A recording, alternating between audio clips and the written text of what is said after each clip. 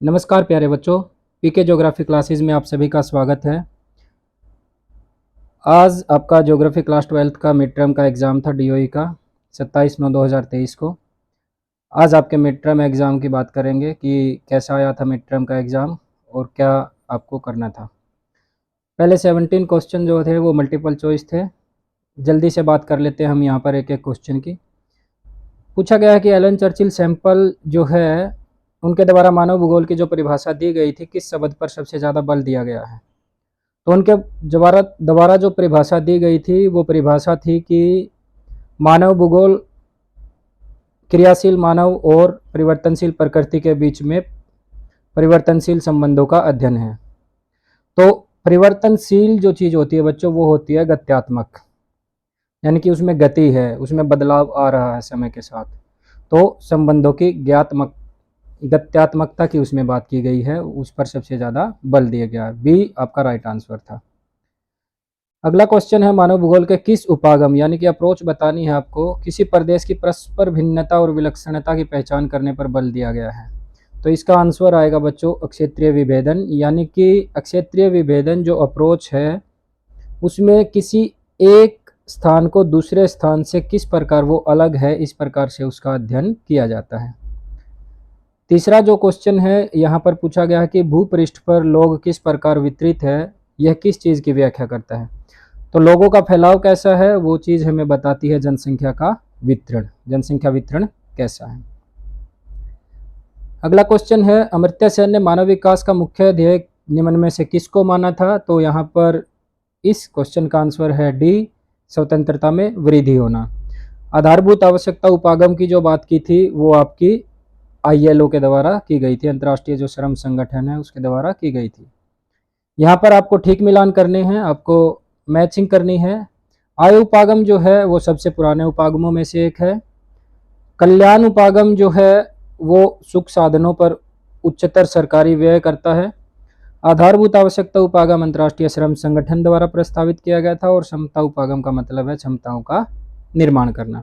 तो इस प्रकार पहले का दूसरा, दूसरे का पहला, तीसरे का चौथा और चौथे का तीसरा देखते हैं। पहले का दूसरा, दूसरे का पहला, तीसरे का चौथा और चौथे का तीसरा, ए जो है वो आपका राइट आंसर हो जाएगा। अगला क्वेश्चन है कि मानव विकास के निम्न स्तर के वाले देशों में, जिन देशों में मानव विकास का जो स्तर है वो निम्न है, इनमें से कौन सी विशेषता नहीं पाई जाती, नहीं पूछा गया है बच्चों। यानी कि गरीब जो देश हैं वहाँ पर कौन सी विशेषता आपको नहीं देखने को मिलेगी। सामाजिक अस्थिरता देखने को मिलेगी, राजनीतिक उपद्रव ये भी आपको देखने को मिलेगा, अकाल भूखमरी वो सब भी आपको देखने को मिलेगा, सामाजिक खंडों में उच्चतर निवेश ये आपको देखने को नहीं मिलेगा। तो यही होगा आपका सही आंसर, यानी कि ऑप्शन सी। अगला क्वेश्चन है निम्नलिखित विशेषताओं का अध्ययन कीजिए। किसी एक कृषि के बारे में बताया गया है, आपको बताना है कि कौन सी कृषि के लिए वो विशेषताएं हैं। एक फसली कृषि है, यानी कि एक फसल बोई जाती है। कृषि क्षेत्र का आकार बहुत विस्तृत है, यानी कि जिस इलाके में कृषि की जाती है वो साइज बहुत ज़्यादा है। कृषि का विकास यूरोपीय देशों के उपनिवेशों में हुआ था, यानी कि वो देश जो अंग्रेजों के गुलाम रहे हैं और उस गुलामी के पीरियड में यूरोपीय देशों ने आकर के यहाँ पर इस कृषि को लगाया था। चाय, रबड़ और कॉफ़ी की इत्यादि की फसलें जो हैं इस कृषि के अंतर्गत मुख्यतः की जाती हैं। तो चाय की फसल जो है हमें पता है कि बच्चों वो एक रोपण कृषि है। अंग्रेजों ने भारत में भी इस तरीके के बहुत से बागान बसाए हैं और बाकी जो उनके गुलाम देश थे वहाँ भी यूरोपीय देशों ने इस तरीके के बागान जो हैं वो लगाए थे। अगला क्वेश्चन है निम्नलिखित में से किस देश में स्थानांतरित कृषि को लद्दाख कहा जाता है। मैंने बच्चों जब सैंपल पेपर आपको करवाया था तो मैंने बताया था कि अलग अलग देशों में अलग अलग नामों से स्थानांतरित कृषि को जाना जाता है और आपको सभी देशों के लिए इसको याद कर लेना है। तो यहाँ लद्दाख का मतलब है, लद्दाख जो नाम दिया गया है वो इंडोनेशिया में दिया गया है। तो डी आपका राइट आंसर होगा। नौवां जो क्वेश्चन है निम्नलिखित में से कौन सी विशेषता बड़े पैमाने के उद्योगों की नहीं है। बड़े पैमाने के उद्योग है उनकी नहीं है, हमें ये बताना है। विशाल बाजार की, बिल्कुल बड़े बाजार, बड़ा उद्योग है तो बाजार भी बड़ा होना चाहिए। कुशल श्रमिक और विकसित प्रौद्योगिकी की आवश्यकता होती है, बिल्कुल सही बात है, इसकी भी आवश्यकता होती है। विभिन्न प्रकार के कच्चे माल, इसकी भी जरूरत है। तो कौन सा नहीं है, पूंजी व परिवहन प्रभावित नहीं करते हैं, ये नहीं है, पूछा है नहीं है। प्रभावित करते हैं, अगर करते होता तो ये भी गलत होता। अब हमसे ये पूछा गया कि कौन सा नहीं करता, तो ये नहीं करता है, इसका मतलब राइट आंसर सी होगा। 10वें क्वेश्चन की बात करें, निम्नलिखित में से किस उद्योग में संपूर्ण श्रम शक्ति का अधिकांश भाग सफेद कॉलर, सफेद कॉलर जो बच्चों श्रमिक होते हैं वो होते हैं जो ऑफिस में बैठ करके काम करते हैं, जैसे आपकी बैंकिंग वगैरह के, जो बैंकिंग में काम करने वाले जो लोग हैं। तो उच्च प्रौद्योगिकी उद्योग जो है बच्चों, वहाँ पर काम करने वाले जो श्रमिक हैं उनको हम सफेद कॉलर श्रमिक कहते हैं। तो वहाँ पर उच्च प्रौद्योगिकी उद्योगों में आपको देखने को जो काम करने वाले लोग मिलेंगे वो ज़्यादातर सफेद कॉलर वाले होंगे। लोह इस्पात उद्योग, चमड़ा उद्योग, ये सब सेकेंडरी हैं, और यहाँ पर काम करने वाले लोगों की संख्या, जो कॉलर का कलर होता है उसको हम ब्लू कलर जो बोलते हैं। इसके अलावा अगले क्वेश्चन की बात करें, निम्नलिखित में से कौन सी विशेषता स्वच्छंद उद्योगों की नहीं है। यहाँ फिर नहीं दिया गया है, नहीं पर सबसे ज्यादा जोर है बच्चों कि नहीं। कौन सी है ये नहीं पूछा जाता, कौन सी नहीं है वो पूछा जाता है। स्वच्छंद उद्योग जो है संगठक पुर्जों पर निर्भर है, सही बात है। उत्पादन की मात्रा अधिक होती है, नहीं, ये गलत है। और हमें बताना कि गलत कौन सा है, यानी कि सही नहीं है। तो आपका बी जो है वो सही नहीं है, राइट आंसर होगा आपका बी। इसमें अधिक उत्पादन का कहीं भी जिक्र नहीं होता है। अगले क्वेश्चन की बात करें, 12वें क्वेश्चन में आपसे पूछा गया है कि निम्नलिखित में से कौन सा भारत में स्वतंत्रता के बाद विकसित, पहली बात तो यह है कि स्वतंत्रता के बाद विकसित हुए हो, और दूसरा है कि प्रशासनिक शहर हो। और प्रशासनिक शहर वे होते हैं जहाँ पर प्रशासनिक कार्य किए जाते हैं, खासतौर पर आपके राज्यों की राजधानी। तो यहाँ पर ए जो है वो आपका राइट आंसर होगा। भुवनेश्वर उड़ीसा की कैपिटल है, गुजरात की कैपिटल यहाँ पर गांधीनगर है, और असम की राजधानी जो है दिसपुर है। और तीनों ही प्रशासनिक शहर है, तीनों को स्वतंत्रता के बाद बसाया गया है। अगले क्वेश्चन की बात करते हैं, मेघालय और केरल में निम्न में से किस प्रकार की बस्तियां पाई जाती हैं। तो मेघालय और केरल की जब हम बात करते हैं तो वहां पर प्रक्षिप्त प्रकार की जो बस्तियां हैं बच्चों पाई जाती है, बी जो है आपका सही उत्तर होगा। अगला क्वेश्चन जो है वो कथन कारण का था। कथन दिया गया है, उसके बाद एक कारण दिया गया है, आपको ये बताना है कि दोनों के अंदर क्या संबंध है। सबसे पहले कथन की बात करते हैं, कभी कभी संसाधनों से भरपूर क्षेत्र जो है वो भी पिछड़े रह जाते हैं। बिल्कुल सही बात है। जैसे भारत में अगर हम बात करें तो आपका झारखंड और छत्तीसगढ़ संसाधन वहाँ सबसे ज़्यादा देखने को मिलते हैं, लेकिन फिर भी पिछड़े इलाके हैं। ये बात कथन बिल्कुल सही है। कारण क्या है, आर्थिक विकास के लिए संसाधनों के साथ साथ तकनीक और निवेश की आवश्यकता होती है। बिल्कुल सही बात है, ये भी सही है, और ये इसकी व्याख्या भी करता है। तो इसलिए सी जो है इसका राइट आंसर होगा। दोनों कथन सही है, और बी जो है वो दो है वो एक की व्याख्या करता है, सही है बिल्कुल। उसके बाद आपको ये एक पैराग्राफ दिया गया है बच्चों, अगर आप पेपर आपके पास होगा आप उसमें से इसको पढ़ सकते हैं। हम सीधे इसके क्वेश्चन आंसर की बात करते हैं। यहाँ पूछा गया है कि 15वां जो क्वेश्चन है, यहाँ पूछा गया भारत के किस राज्यों में घरों में जल संग्रहण संरचना का निर्माण आवश्यक कर दिया गया है। तो यहाँ आपका आंसर दिया गया है पैराग्राफ में, तमिलनाडु में जल ग्रहण, घरों में जल ग्रहण संरचना को बनाना आवश्यक कर दिया है। तो आपका आंसर हो जाएगा यहाँ पर तमिलनाडु। अगले क्वेश्चन की अगर हम बात करें, 16वें क्वेश्चन की, निम्न में से कौन सा विकल्प जल संभर प्रबंधन के उद्देश्य को भलीभांति स्पष्ट करता है, हमें ये बताना है। ठीक है, उद्देश्य हमें बताना है। तो उद्देश्य की अगर हम बात करें, पैराग्राफ में चलते हैं बच्चों। पैराग्राफ में हमने जो है एक बार थोड़ा सा देखते हैं, और यहाँ पर देखो ये साफ साफ लिखा है कि जल संभर प्रबंधन का उद्देश्य प्राकृतिक संसाधनों और समाज के बीच संतुलन लाना है। ठीक है, तो यानी कि प्राकृतिक संसाधनों और समाज के बीच में संतुलन लाना जो है वो इसका उद्देश्य होगा। तो ए जो है वो आपका राइट आंसर हो जाएगा। ठीक है, नीरू मीरू कार्यक्रम पूछा गया है कि भारत के किस राज्य में है, तो ये भी आपके पैराग्राफ में दिया गया है, एक बार देख लेते हैं। यहाँ लिखा है नीरू मीरू कार्यक्रम जो है आंध्र प्रदेश में आपके देखने को मिलता है। तो ऑप्शन में बी जो है आंध्र प्रदेश दिया गया है, बी है जो आपका राइट आंसर हो जाएगा। इसके बाद अगला जो पैराग्राफ दिया गया है बच्चों, उस पैराग्राफ में लिखा गया है, ये आपका पैराग्राफ है, ये बेंदा मध्य भारत में अबूझमाड़ के क्षेत्र के जंगलों में पाया जाता है। मानव भूगोल का जो चैप्टर 1 है, मानव भूगोल के मूल सिद्धांत चैप्टर 1 में से ये आपका लिया गया है। और यहाँ पर बेंदा जो है वो एक आदिवासी जनजाति की तरह दिखाया गया है कि वह कैसे जंगलों में रहता है और प्रकृति को अपने ऊपर हावी होने देता है, प्रकृति की पूजा करता है, वो सब चीज़ें। तो ये पूछा है कि इन्होंने अनुच्छेद में मानव भूगोल की किस विचारधारा, तो जहाँ पर प्रकृति जो है वो सुपीरियर होगी वो निश्चयवाद होगा। इसको हम निश्चयवाद कह सकते हैं, इसको हम पर्यावरणीय निश्चयवाद कह सकते हैं, इसको हम मानव का प्रकृतिकरण कह सकते हैं। तीनों में से आप जो भी लिखते वही सही होता और आपको 1 नंबर मिल जाता। अगले क्वेश्चन में पूछा गया है कि बेंदा और उसके साथी मित्र वन में किन वस्तुओं का संग्रह करते हैं। अब ये सब देखने के लिए हमें एक बार पैराग्राफ में जाना पड़ेगा और यहाँ लिखा है कि उसके मित्र गूदेदार पत्तों और कंदमूल को चबाते हुए आगे बढ़ते हैं। इसके अलावा वन से गजहरा और कुचला का संग्रहण करते हैं। तो गजहरा, कुचला और कंदमूल पत्ते आप लिख सकते थे कि इन सब का संग्रहण जो है वो किया जाता है। अगला यहाँ लिखा गया कि बेंदा किस प्रकार की कृषि करता है, तो इसके लिए भी एक बार पैराग्राफ देख लेते हैं। और पैराग्राफ में साफ साफ यहाँ लिखा है कि उसका कबीला कृषि का आदिम रूप स्थानांतरित कृषि करता है। तो आपको यहाँ लिखना था स्थानांतरित कृषि।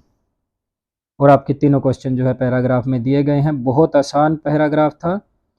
मुझे लगता है कि जिसका ये भी नहीं हुआ होगा बच्चों, फिर आपको अच्छे से पढ़ने की ज़रूरत है। ये आपका जो सतत विकास का जो चैप्टर है, भारत की जो बुक है भारत लोग एवं अर्थव्यवस्था, वहाँ से लिया गया है। और इसमें इंदिरा गांधी नहर को दिखाया गया है और सतत पोषणीय विकास के बारे में आपसे पूछा गया है। तो यहाँ जो क्वेश्चन है एक बार उन पे नज़र डाल लेते हैं। इंदिरा गांधी नहर कहाँ से निकाली गई है, तो हमें पता है बच्चों की यह सतलुज नदी के हरिके बांध से निकाली गई है। हरिके बांध से, तो हमें लिखना था यहाँ पर हरिके बांध से, सतलुज नदी पर बने हरिके बांध से। ठीक है, एक क्वेश्चन हो गया। दूसरा था कि इंदिरा गांधी नहर के प्रथम चरण कमान में किन 2 जिलों को में पड़ता है। अगर हम प्रथम चरण की बात करते हैं, इंदिरा गांधी जो है 2 चरण में बनी थी ये नहर। पहले चरण में आता है आपका गंगानगर, हनुमानगढ़ और बीकानेर। दूसरे चरण की बात करें तो हम वहाँ पर जोधपुर, जैसलमेर जैसे इलाके जो हैं वो आपको देखने को मिलेंगे। तो आपको 2 का नाम लिखना था, यहाँ पर आप गंगानगर, हनुमानगढ़ लिखते या बीकानेर लिखते, तीनों में से कोई 2 लिख देते, आपका ठीक हो जाता। इसके बाद यहाँ पर पूछा गया है कि इंदिरा गांधी नहर कमान क्षेत्र में क्या सकारात्मक बदलाव आए। हालांकि यहाँ कुछ ऐसा दिया नहीं गया है, फिर भी ये फोटो दिखाया गया बस आपको। सवाल आपको अगर आपने ये चैप्टर पढ़ा है तभी वहाँ से ही पूछे गए हैं डायरेक्ट। तो पॉजिटिव की बात जब हम करते हैं तो हम देखते हैं कि यहाँ पर सिंचाई होने के बाद वनीकरण किया गया, चरागाहों का विकास किया गया, भूमि में फसलों को उगाया गया। तो इनमें से कोई भी एक आप लिख देते और आपको 1 नंबर मिल जाता। तो पैराग्राफ दोनों बहुत आसान है, तो उसके ऊपर बहुत ज़्यादा चर्चा करने की कोई खास आवश्यकता मुझे लगती नहीं है। इसके बाद अगर हम बात करें 20वें क्वेश्चन की, 20वां क्वेश्चन है बच्चों आपका, मानव विकास के निम्न स्तर वाले देश अधिक कठिन दौर समस्याओं के दौर से गुजर रहे हैं। इस कथन की व्याख्या करनी, यानी कि अगर हम बच्चों इसको क्वेश्चन को समझें तो इसमें वो पूछा गया है कि मानव विकास के निम्न स्तर के जो देश है उनकी विशेषताएं हमें बतानी है। केवल ये बताना था, क्वेश्चन को थोड़ा सा घुमा दिया गया है कि वहाँ पर कठिन समस्याओं को दौर से गुजर रहे हैं, यानी कि उन देशों की हमें समस्याएं बतानी थी कौन कौन सी थी। तो एक बार देख लेते हैं यहाँ आपका आंसर।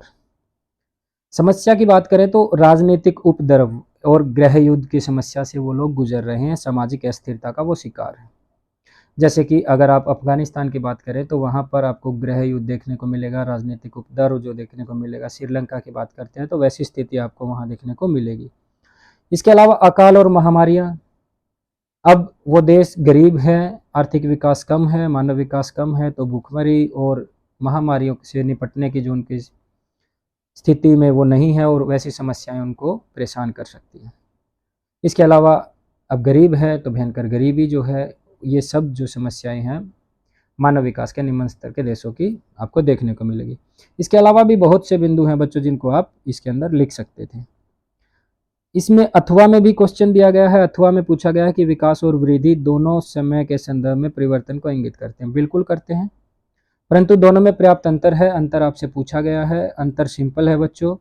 वृद्धि जो है वो मात्रात्मक है, लेकिन विकास जो है वो गुणात्मक है। ये मूल्य निरपेक्ष है, ये मूल्य सापेक्ष है। उसके बाद वृद्धि जो है वो धनात्मक या ऋणात्मक दोनों हो सकती है, लेकिन विकास जो है हमेशा सकारात्मक होगा। वृद्धि का मतलब होता है कि बच्चों मान लो किसी देश की अर्थव्यवस्था बढ़ती है तो उसको हम वृद्धि में गिनेंगे, लेकिन क्या वो अर्थव्यवस्था जो है सभी लोगों की बढ़ती है या गरीब और अमीर के बीच की खाई को बढ़ा रही है? तो उन सब चीज़ों को जब हम देखते हैं तो वो आपका आता है विकास के पहलू में। ठीक है, तो विकास जो है वो आपकी गुणवत्ता से संबंधित होता है और वृद्धि जो है वो आपकी मात्रा से संबंधित होती है। अगला है कुटीर उद्योगों की प्रमुख विशेषताओं का वर्णन कीजिए। तो आपको उद्योगों का जब आपने चैप्टर पढ़ा बच्चों तो आपने देखा होगा कि बहुत प्रकार के उद्योग जो हैं वहाँ पर देखने को मिलते हैं। हम उद्योगों का वर्गीकरण भी अलग अलग तरीके से करते हैं। कुटीर उद्योगों की जब हम बात करते हैं तो कुटीर उद्योगों की कुछ विशेषताएं हैं जिसके बारे में हमें बताना था। निर्माण की सबसे छोटी इकाई है बिल्कुल।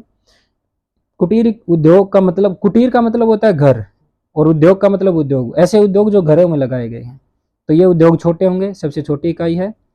शिल्पकार स्थानीय कच्चे माल का उपयोग करते हैं बिल्कुल। एक घर में कितना बड़ा उद्योग लगाया जा सकता है, उसके लिए कच्चे माल के लिए बाहर जाने की जरूरत क्या है, आसपास से ही मिल जाएगा आपको। वस्तुओं का उत्पादन परिवार और उसके सदस्य मिलकर साधारण औजारों से करते हैं, बिल्कुल सही। जैसे पोट्री की अगर हम बात करें कि एक कुम्हार जो है वो बर्तन बनाता है, वो सारी चीज़ें। स्थानीय बाजारों में माल बेचता है, बिल्कुल, थोड़े से माल का उत्पादन करता है और उसको आसपास के बाजारों में बेच देता है। पूंजी व परिवहन इनको बहुत अधिक प्रभावित नहीं करते हैं, सही बात है। इनमें से कोई तीन आपको लिखने थे बच्चों, क्योंकि 3 नंबर का पेपर है, थोड़ा सा उसको एक्सप्लेन कर दिया जाता है एग्जाम्पल दे करके बस। अगले क्वेश्चन की बात करें, भारत में नगरों का अभ्युदय प्रागैतिहासिक काल से हुआ है, कथन को उदाहरण सहित प्रमाणित कीजिए। अब क्वेश्चन को थोड़ा सा घुमा दिया है और बहुत सारे बच्चे जो हैं इसमें पजल हो गए हैं। इसमें सिंपल बच्चों आपसे ये पूछा था कि भारत में नगरों का विकास जो है वो किस प्रकार से हुआ है। आपको प्राचीन काल से लेकर के और वर्तमान तक के आपको इतिहास के बारे में बताना था, प्राग ऐतिहासिक के साथ उसको रिलेट करना था। सिंपल आपको उदाहरण के साथ इसका आंसर दे देना था। जैसे कि अगर हम बात करें यहाँ पर, तो आप देखते हो बच्चों की सिंधु घाटी जो सभ्यता थी उस टाइम से भारत में उद्योगों का विकास होना शुरू हो गया था, जैसे कि आपके हड़प्पा और मोहनजोदड़ो। यहाँ से हमें अपने क्वेश्चन की शुरुआत करनी थी। उसके बाद हमारे पास बहुत से उद्योग जो बहुत से नगर जो है, सॉरी नगरों की बात करें बच्चों, बहुत से नगर ऐसे हैं जो 2000 साल से भी ज़्यादा पुराने हैं, जैसे आपके वाराणसी, प्रयाग, पाटलिपुत्र जिसको आप पटना बोलते हैं, मदुरई आदि। उसके बाद मध्यकाल की जब बात करेंगे तो दिल्ली, हैदराबाद, जयपुर, लखनऊ, आगरा वगैरह शहर आए। इसके बाद आधुनिक विकास भी हुआ आधुनिक समय में भी, जिसमें सूरत, दमन, गोवा के एग्जाम्पल है। इसके बाद आप वर्तमान काल के उद्योगों के या स्वतंत्रता के बाद के नगरों का भी एग्जाम्पल दे सकते थे, जैसे कि आपका चंडीगढ़, दिसपुर, गांधीनगर इत्यादि। तो इस प्रकार से आपको ये क्वेश्चन अटेम्प्ट करना था। कोई भी 3 लिख देते तो काम चल जाता। अगला है भारत में ग्राम, इसी के अथवा में दिया गया है, ग्रामीण एवं नगरीय बस्तियों में अंतर स्पष्ट कीजिए। तो सिंपल से अंतर है और असिंपल से तरीके से आपको इसको बताना था। ग्रामीण बस्तियों में लोग जीवन यापन के लिए प्राइमरी एक्टिविटीज करते हैं, प्राथमिक क्रियाएं करते हैं, जबकि शहरों में द्वितीयक और तृतीयक क्रियाएं करते हैं। नगरीय केंद्र ग्रामीण बस्तियों के नोड के रूप में कार्य करते हैं। ग्रामीण बस्तियां जो है भोजन और कच्चे माल के लिए सेवाएं उपलब्ध कराते हैं। ग्रामीण बस्तियों में लोग के बीच में घनिष्ठ संबंध होते हैं, जबकि नगरीय बस्तियों में संबंध जो है वो केवल औपचारिक होते हैं। इसके अलावा ग्रामीण बस्तियों में लोग कम गतिशील होते हैं, जबकि शहरों में लोग अधिक गतिशील जो है वो पाए जाते हैं। तो सिंपल आपको 4 चीजें हैं, उन्हीं के एग्जाम्पल दे करके ये सब चीजें बतानी थी। इसके बाद अगले क्वेश्चन की बात करें कि जल के पुनः चक्रण और पुनः उपयोग द्वारा अलवणीय जल की उपलब्धता को सुधारा जा सकता है, उदाहरण सहित कथन के को प्रमाणित करें। ये क्वेश्चन था बच्चों आपका जो पीने के पानी की समस्या है। अलवणीय जल वो होता है जो हम पीने में उपयोग करते हैं, जो नमकीन नहीं होता है, पीने योग्य पानी। तो अलवणीय जल की उपलब्धता जो है वो कम होती जा रही है, उसे हमें बढ़ाना था, उससे संबंधित ये क्वेश्चन था। और कैसे किया जा सकता है ये भी आपको क्वेश्चन में ही बता दिया है कि जल का पुनर्चक्रण करना है, पुनः उपयोग करना है। बस आपको स्पष्ट करना था कि हाँ ये कैसे हो सकता है।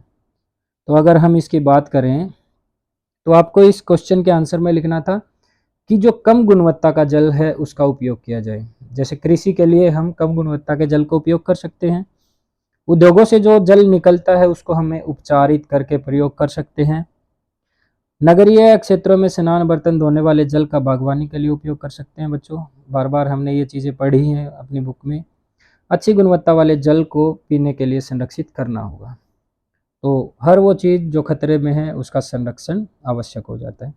आपको इनमें से कोई 3 पॉइंट लिखने थे बच्चों और आपका क्वेश्चन हो जाता। उसके बाद 24वां क्वेश्चन जो कि 5 नंबर के दीर्घ उत्तरीय क्वेश्चन है ये, उसकी बात करते हैं। संसार में जनसंख्या के वितरण को प्रभावित करने के में आर्थिक कारकों ने महत्वपूर्ण भूमिका निभाई है, कथन को न्यायोचित ठहराइए। यानी कि हमें यहाँ पर जनसंख्या को प्रभावित करने वाले आर्थिक कारकों के बारे में बताना था। और मैंने सैंपल पेपर के टाइम पे भी बताया था कि ये क्वेश्चन बहुत ज़्यादा इंपॉर्टेंट है। जनसंख्या के वितरण को प्रभावित करने वाले कारक जो हैं उनके बारे में पूछा जाएगा। अब पता नहीं आप लोगों में से कितने बच्चों ने ये किया था या नहीं किया था। अगर इसकी बात हम करें तो जो आर्थिक कारक है जनसंख्या के वितरण को प्रभावित करने वाले वो 3 हैं। खनिज है, नगरीकरण है और औद्योगिकरण है। आपको इनके बारे में विस्तार से बताना था। जैसे कि खनिज जो है, खनिज जहाँ पर उपलब्ध होंगे वहाँ पर खनन का काम होगा, लोगों को आर्थिक रोजगार मिलेंगे, लोगों का आर्थिक स्तर ऊपर उठेगा और लोग वहाँ रोजगार के लिए अधिक से अधिक पलायन करेंगे। वो सारी चीज़ें जैसे कि भारत का छोटा नागपुर का पठार, झारखंड की पॉपुलेशन और उन सब के बारे में आपको एग्जाम्पल देना था, बिहार की जो पॉपुलेशन है उस तरीके से। नगरीकरण का की बात करते हुए आपको सुख सुविधाओं के बारे में बात करनी थी। वहाँ पर शिक्षा और रोजगार संबंधी सुविधाएं हैं, अधिक होती हैं।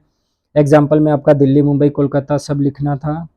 औद्योगिकरण की बात करते हुए भी हमें उन इलाकों की बात करनी थी जहाँ पर उद्योगों की स्थापना है, कि उद्योग जो है श्रमिकों को किस प्रकार अपनी ओर आकर्षित करते हैं। उसके अलावा जब श्रमिक आ जाएंगे तो उनकी सेवाओं के लिए बहुत सारी बाकी चीज़ें जो हैं वहाँ पर स्थापित होना शुरू हो जाएगी। एग्जाम्पल में आपको जैसे जमशेदपुर, भिलाई, ये सब चीज़ें लिखनी थी। ठीक है, तो ये था बच्चों आपका जनसंख्या के वितरण को प्रभावित करने वाले आर्थिक कारक। 25वें क्वेश्चन की अगर बात करें तो बाजार के लिए सब्जी खेती एवं उद्यान कृषि की प्रमुख विशेषताएं हमें बतानी थी। सब्जी खेती हमें पता है कि नगरों के आसपास इस प्रकार की खेती की जाती है, उद्यान कृषि भी जो है नगरों के आसपास की जाती है। फिर भी हम इसको देख लेते हैं कि क्या क्या विशेषताएं जो है हो सकती थी। इस प्रकार की कृषि में अधिक मुद्रा देने वाली फसलें जैसे सब्जियां, फल और पुष्प उगाए जाते हैं। बिल्कुल सही बात है। इस कृषि में खेती का आकार छोटा होता है। खेत अच्छे यातायात साधनों द्वारा नगरीय केंद्रों के साथ जुड़े होते हैं। गहन श्रम और अधिक पूंजी की आवश्यकता होती है। कृषि में सिंचाई, उर्वरक, उन्नत बीज, कीटनाशक, हरित गृह, कृत्रिम ताप। हरित गृह का मतलब होता है बेटा पॉली हाउस बना करके जो सब्जियां उगाई जाती हैं, वो सब चीज़ें इसमें शामिल हैं। तो बहुत मुश्किल क्वेश्चन नहीं था ये, एग्रीकल्चर से लिया गया है। एग्रीकल्चर का जो चैप्टर है वहाँ से लिया गया है और बहुत ठीक ठाक क्वेश्चन था। भूमध्य सागरीय कृषि की किन्हीं 5 विशेषताओं का वर्णन। किसी एक कृषि की विशेषता आपसे जरूर पूछी जाएगी। यहाँ पर 2 की पूछी गई है, 2 में से आपको किसी एक की बतानी थी। तो फाइनल पेपर के लिए भी आपको तैयार कर लेना है बाद में कि हर प्रकार की कृषि है उसकी 4-5 विशेषताएं आपको लिख के याद कर लेनी है। भूमध्य सागरीय कृषि की अगर हम बात करते हैं तो उसकी विशेषताओं की जब बात करते हैं तो हम देखते हैं कि यह एक विशिष्ट प्रकार की कृषि है। केवल भूमध्य सागरीय क्षेत्र जो है वहाँ पर, जहाँ पर भूमध्य सागरीय जलवायु आपको देखने को मिलेगी, उन क्षेत्रों में ये आपको देखने को मिलेगी। खासतौर पर खट्टे फलों का उत्पादन और रसदार फलों का उत्पादन यहाँ पर किया जाता है। जैसे कि बात करें अंगूर जो है वहाँ पर उनका उत्पादन सबसे ज़्यादा किया जाता है और अंगूर से वहाँ पर मदिरा यानी कि शराब का उत्पादन किया जाता है। निम्न श्रेणी के अंगूरों को सुखा करके मुनक्का और किशमिश बनाई जाती है, ये भी वहाँ की एक विशेषता है। इसके अलावा अंजीर और जैतून भी यहाँ पर उत्पन्न होता है। तो ये कुछ विशेषताएं थी बच्चों आपकी भूमध्य सागरीय कृषि की। उसके बाद आपसे पूछा गया है कि भारत में किशोरों से संबंधित समाज के समक्ष अनेक चुनौतियां हैं, किन्हीं 5 की व्याख्या करो। यानी कि अगर हम बात करें, हमें पता है कि भारत की अभी बहुत बड़ी जनसंख्या जो है वो आपकी किशोर आयु की है, यानी कि 15 वर्ष या उससे उसके लगभग आयु की जो है आपकी जनसंख्या जो है वो है। तो उनमें से ये बोलता है कि कुछ जो है इस आयु वर्ग के जनसंख्या की कुछ समस्याएं हैं जिनके बारे में आपको बताना था। नंबर 1, विवाह की निम्न आयु, यानी कि छोटी उम्र में बच्चों का विवाह कर दिया जाता है, जो कि एक बहुत बड़ी समस्या है देश के विकास में। निरक्षरता, अब जनसंख्या बहुत ज़्यादा बढ़ने के बाद क्या है कि बहुत सारे बच्चे जो है वो निरक्षर रह जाते हैं, जो कि एक बहुत बड़ी समस्या है। विद्यालय विरत छात्र, यानी कि कुछ बच्चे जो हैं वो स्कूल को बीच में छोड़ देते हैं, तो ये भी एक समस्या है। पोषकों की निम्न ग्रहता, आपने देखा होगा कि बहुत से बच्चे जो हैं कुपोषण जैसी समस्याओं से ग्रसित है, तो ये भी एक अपने आप में समस्या है। उच्च मातृ मृत्यु दर, उच्च मातृ मृत्यु दर का मतलब ये है कि जब छोटी उम्र में महिला लड़कियों की शादी कर दी जाती है, तो वो जब बच्चे को जन्म देती है तो उस टाइम पर बहुत सी महिलाएं जो है वो बच्चे को जन्म देते देते मारी जाती है या मृत्यु को प्राप्त हो जाती है, तो उसे हम उच्च मातृ मृत्यु दर बोलते हैं। मानसिक अपंगता, बहुत सारे बच्चे जो हैं मानसिक अपंगता से गुजर रहे हैं। मदिरा का सेवन, छोटे बच्चे जो हैं उनको उचित गाइडेंस न मिलने की वजह से वो नशे की तरफ जाते हैं और अल्टीमेटली वो बेरोजगारी में या फिर नशे की वजह से अपराध में लिप्त हो जाते हैं। तो ये इस प्रकार की समस्याएं जो है आपको देखने को मिलेगी किशोरों से संबंधित। इसके अथवा में दिया था भारत में नगरीय एवं ग्रामीण संगठन की व्याख्या कीजिए। इसमें आपको ये बताना था कि भारत में ग्रामीण एवं नगरीय जनसंख्या का संगठन किस प्रकार का है। अगर हम देखते हैं तो हमें पता है बच्चों कि भारत में 68.8% जनसंख्या जो है वो गाँव में रहती है। फिर भी ग्रामीण जनसंख्या का वितरण असमान है, कहीं पर बहुत ज़्यादा है तो कहीं पर ग्रामीण जनसंख्या जो है वो बहुत कम है। बात करें सिक्किम और बिहार राज्यों की, यहाँ पर ग्रामीण जनसंख्या का प्रतिशत बहुत अधिक है, हिमाचल प्रदेश में सबसे अधिक है। गोवा और महाराष्ट्र राज्यों की कुल जनसंख्या का लगभग आधा या उससे भी अधिक भाग जो है वो शहरों में बसता है। यहाँ गांव गलत लिखा गया है, शहरों में बसता है। दादरा नगर हवेली को अगर छोड़ दे तो सभी केंद्र शासित प्रदेशों में जनसंख्या जो है वहाँ पर ग्रामीण कम है, शहरी ज़्यादा है।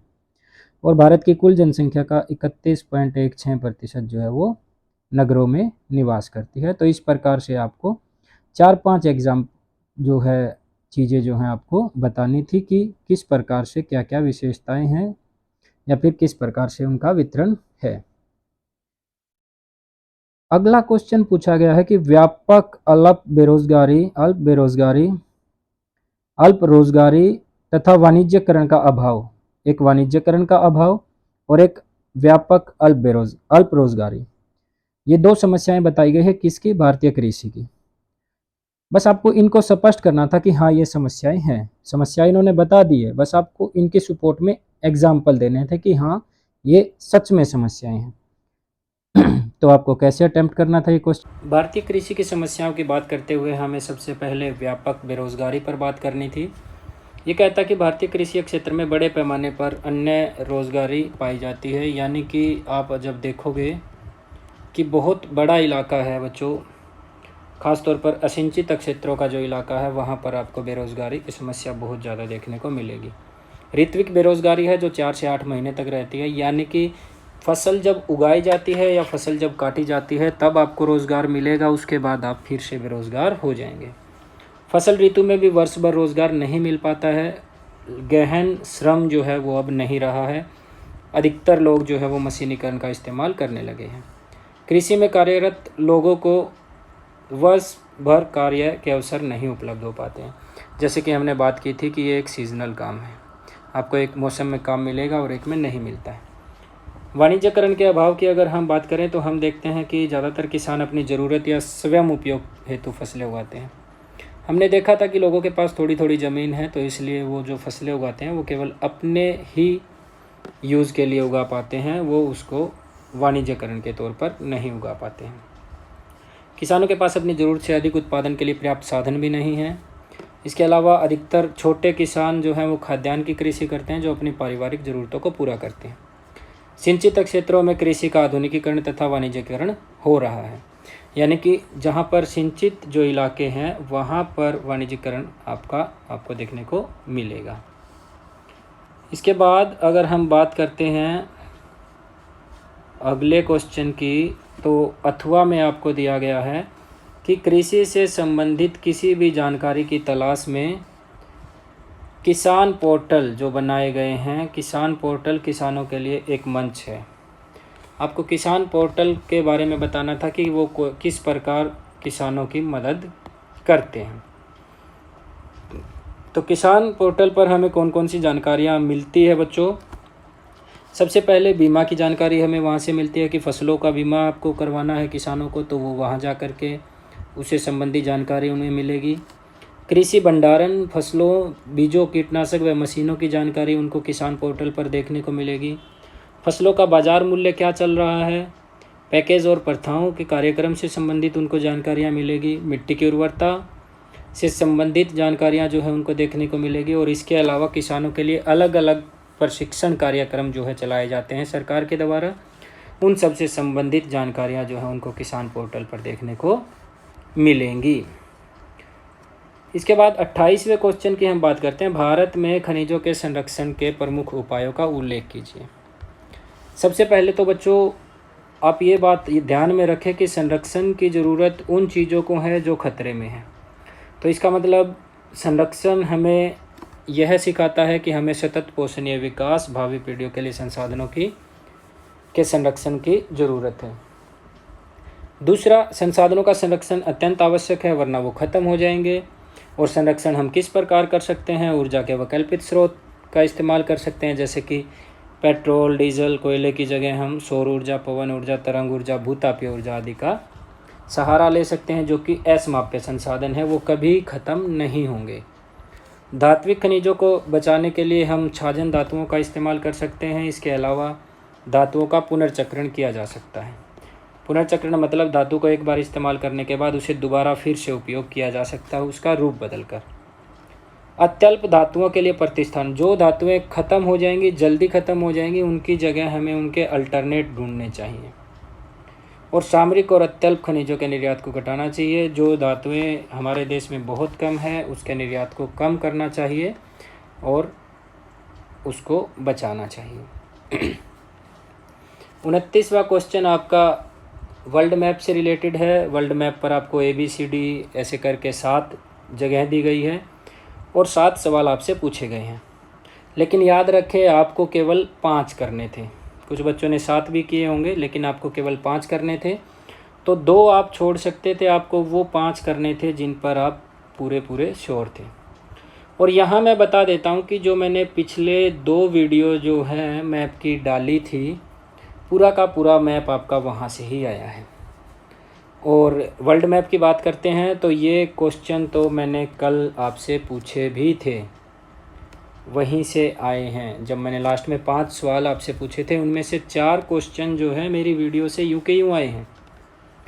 तो आपको जिसने वो वीडियो देखी है उसने ये सब चीज़ें बिल्कुल आसानी से कर दी होंगी, और जिसने नहीं देखी है वो नहीं कर पाया होगा।